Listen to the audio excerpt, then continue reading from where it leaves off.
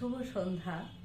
ভীমের বিষ পান তৃতীয় দিন পাঠ করছি। প্রথম দিন বলেছিলাম ভীমকে গঙ্গা জলে ফেলে দেওয়া হলো, বিষ খাইয়ে দুর্যোধন ফেলে দিল হাত পা বেঁধে। সেখানে নাগলোকে গেল, নাগলোকে সেখানে ভীমকে দেখে অবাক, কি শক্তিশালী। তখন রাজার কাছে তারা নিয়ে যায়, দেখে তো তিনি তো দিব্য চোখে বুঝে যান যে ইনি পবন ও কুন্তী, পবন দেবতা তার পিতা, মাতা কুন্তী দেবী, কাজেই একে তো আবার ফেরত দিতে হবে। আর তাকে সুস্থ করে দেওয়া হলো। সে এমন ঘুম ঘুমায়, 8 দিন পর ঘুম ভাঙে। আর ভীম তো জ্যেষ্ঠ ব্যাপার না, ভীমের বিশাল শক্তি। সেই ভীম যখন ঘুম ভেঙে ওঠে দেখে, তখন তারা বলেন তাকে তার মা কাঁদছে, তার ভাইরা কাঁদছে, সেখানে ফেরত দিয়ে আসবে। ভীম চলে আসে। এইবার ভীম সেখানে আসে, ভীম তো ছোট, তো অবশ্য দিয়ে যেতেই হবে যতই শক্তিশালী হোক না কেন। তখন ভীম দুর্যোধনের ক্ষতি করতে চেয়েছিল, আরো শক্তিশালী হয়ে ভীম ফিরে আসে।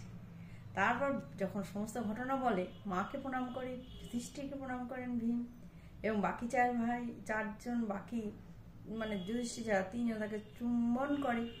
এবং সবাই ভীম শুনে কাঁদছে, চোখ দিয়ে টস টস করে ভীমের জল পড়ছে। মায়ের শরীর, ভাই চলে গেছিল, হারিয়ে গেছিল, পেয়ে গেল মা ভাইকে।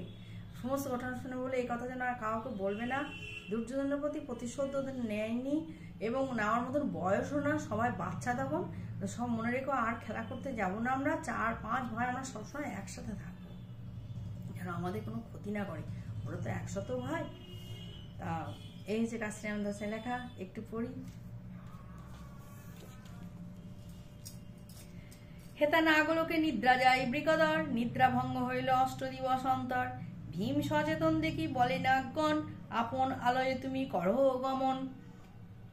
4 ভাই শোকাকুল কাঁদয়ে জননী, 8 দিন হইল কেহ বার্তা নাহি জানি। এত বলি নাগগণ নানা রত্ন দিয়া, কান্ধে গড়ি প্রমাণ কুটিতে তুলো লইয়া। তথা হইতে চলে বীর মত্ত গজগতি, আপন মন্দিরে উত্তরিল শীঘ্র গতি। মায়ে প্রণমিল যুধিষ্ঠিরে, 3 ভাই আলিঙ্গিয়া চুম্বু দিল শিরে।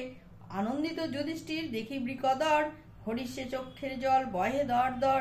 জিজ্ঞাসেন কোথা ভাই এতদিনই ছিলা, আমা সভা পরিহারি কেমনে রহিলা। শুনিয়া কহিল ভীম সব বিবরণ, যে প্রকারে দুর্যোধন করিল বন্ধন। সন্দেশ বলিয়া বিষ দিল মম মুখে, গঙ্গা জলে ভাসিয়া গেলাম নাগলোকে। নাগের দংশনে মোর চেতন হইল, কৃপায় বাসুকী নাগ বহু ধন দিল। এত বলি রত্ন সব দিল মাতৃস্থানে, চমকিত যুধিষ্ঠির সেই বিবরণে। যুধিষ্ঠির বলিলেন ভাই 4 জনে, এই সব কথা যেন কেহ নাহি শোনে। দুর্যোধন দুষ্ট, কেহ না যাবে বিশ্বাস, একাকী কেহই নাহি যাবে তার পাশ। কেউ তার পাশে একাকী যেও না, হেনমতে বিচার করিয়া 5 জন। সেই হইতে বাল্য ক্রীড়া করিল বর্জন। মহাভারতের কথা অমৃত সমান, কাশীরাম দাস কহে শোনো পুণ্যবান। ভালো থাকবেন সবাই।